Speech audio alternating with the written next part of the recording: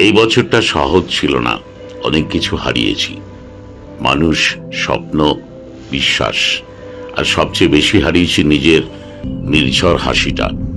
চাপা দুঃখ ছিল, নীরব কষ্ট ছিল, রাতে ঘুমহীন চোখ, আর দিনে জোর করে টিকে থাকার অভিনয়। সবাই দেখেছে আমি দাঁড়িয়ে আছি, কেউ দেখেনি কতবার ভেঙে পড়েছি ভেতরে ভেতরে।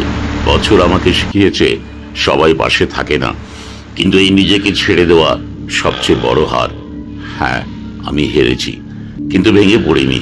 আজ বছরের শেষে দাঁড়িয়ে বলছি, যা হারিয়েছি তা আমাকে দুর্বল করেনি, আমাকে প্রস্তুত করেছে। যে কষ্টগুলো কথা বলতে, সেগুলোই আমাকে শক্ত করেছে। যে রাতগুলো কেঁদে কেটেছে, সেগুলোই আমাকে মানুষ বানিয়েছে। পুরনো বছর বিদায়, নতুন বছর স্বাগতম।